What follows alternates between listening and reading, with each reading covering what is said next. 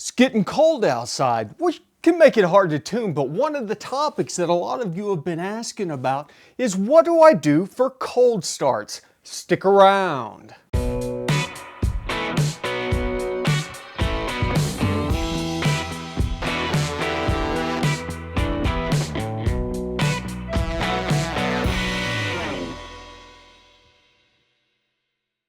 What is going on, everybody? Welcome back to the garage. I know it's been a while since we've had a tuning video. Things have been busy around here, but let me tell you, one of the trends that I've seen lately is cold start issues.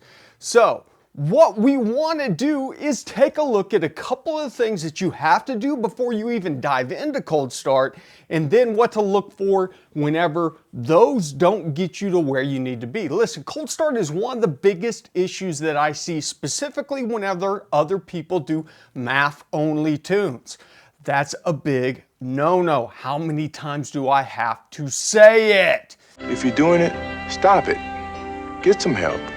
Don't do math-only tunes. You have to tune the VE table, the SD table, whatever you want to call it. Whenever we are talking about dynamic airflow, you have to have the VE table. Listen, VE table, 100 times more important than the math curve. Math curve's an afterthought. We can turn the math off, disable it, etc., and leave it off. The VE never goes away. And while I'm on the topic, listen, go over to my boys at Elite Tune School. Check out their new LS membership that they've got going on, where you can subscribe, you get access to all the videos, you get special forum access to ask questions, etc. Always go down into the description, check out the links down there for my sponsors. That's my shout out to all of them. Thanks for continuing to support the channel. Could not do this without you guys and without them. So if you haven't already subscribed, you know, share the video, whatever you guys do. So before we go over on the laptop, there's a couple things I want to talk to you about for cold start in particular. I touched on VE being critical, very important. 9 out of 10 times, dialing in your VE table is going to fix this. So keep that in mind. If you're having cold start issues, or if it starts good at cold and doesn't start good at warm, you're probably having VE table issues. So the VE table must be dialed in. I cannot stress that enough, okay? And speaking of dialing the VE table, it's even more critical whenever we talk about direct injection. Listen, if you're having cold start issues with direct injection, it is almost 100% in the VE, virtual VE tables or the global B neural network. So this is going to talk about third and fourth gen, a couple tables to look at. And let's jump over, take a look at what's going on. So one of the first things that you can do, get your wideband warmed up before you even start the car and monitor what your air fuel trims do during startup. You're going to see 9 out of 10 times whenever it gets cold, it's too lean to start the first time. And that's because the air's so dense, and we have compensation for those things. So if we jump into a tune, this is a Gen 3 from the looks at it. We can come up here, go into our calibration details. 2006, this is a P59, so this is actually Gen 4. Excuse me, sorry, I was wrong. But we're going to start underneath our airflow general, and right away we see that we have a primary cranking fuel. This is the one that I talk about whenever we're dealing with the camshaft. We normally have to dial this back some because the cams are less efficient at idle. And so we lose how much efficiency the engine, how much air it can pull in at idle because of the overlap and such like that. Like we're going slow RPMs, cams are not efficient below 400. I mean, they're really not efficient below like 4,000. So a lot of times we have to come in here and dial this back to make up for the lack of efficiency on the cam. But this table, in one form or another, is a modifier of your actual VE table. And so what we're saying here is, and that's why the RPMs go so low, because we're cranking down here, is that we need 80%, say we come down here, we need 89% of the fuel in the VE table during cranking.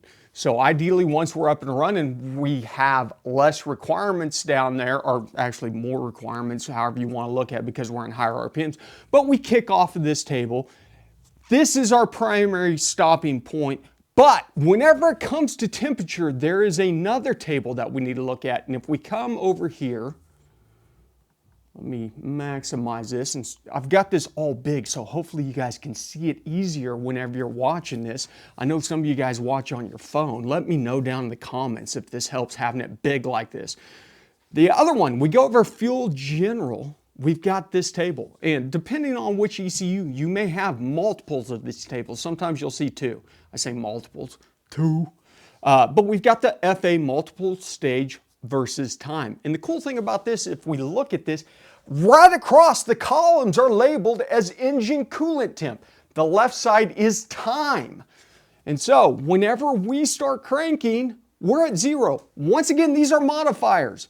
So if we're at 86 degrees, whenever we first crank up, we're asking for 4 times the amount of fuel from the VE with the cranking modifiers. You see how that works? These are all modifiers that all tie back to our VE, our virtual volumetric efficiency. That's why, if you have not dialed that in, you're having cold start issues. But this is one of my favorite tables because adjusting stuff in here, you can target specific areas.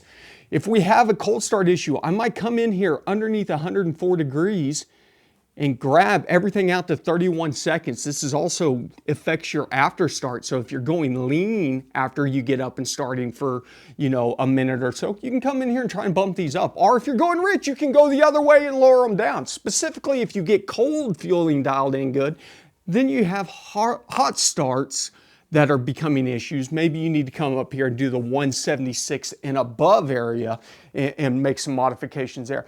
But on this, I usually like to do about 10% at a time. Anytime whenever we're dealing with cranking, we're not really concerned about doing like spot on fuel delivery on cranking. We want reliable, quick starts, first time, every time. So I'd come in here and look at 1.1. We'll do 10% on this table. And then of course, I like to always blend a little bit. So I'll come over here and interpolate some. And there we go. In fact, it brought down 122, but not a big issue. Load it up, test it out, rinse and repeat. If this one has, or your ECU has 2 FA stages, it just goes longer. This one goes 31 seconds, the stage 2 goes out another 30 seconds. So you'd be like 32 to 60 or whatever.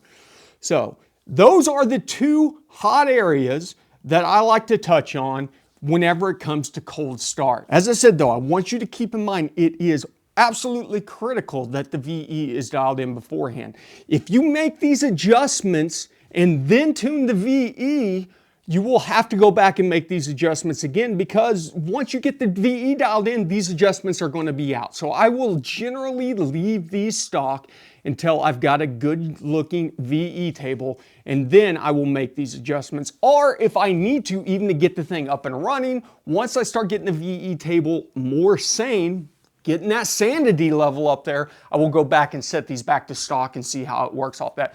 Because a lot of times when we're talking about temperature modifiers in a tune, those things don't really need to be adjusted. Because the idea is if the temperature is 20 degrees cooler, this is the impact on gas delivery. This is how much more we need to add is a scientific fact.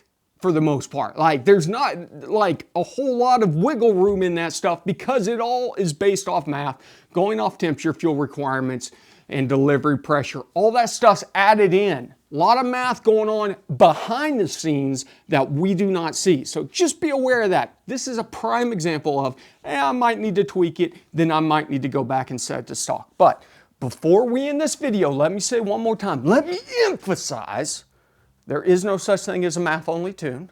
VE, SD, whatever it is, specifically on GMs, always has to be tuned. Quit doing math-only tunes out there, so-called tuners. You are screwing your customers over. If you're getting somebody else's tune your car, make sure you ask that they're going to do VE. If they say no, get the hell out of there, okay? Now, as far as the other platforms, Ford, Dodge, stuff like that, let me tell you, what you want to do is look for something like this FA multiplier stage 1 versus time. You're looking for something that affects fuel delivery versus coolant temperature.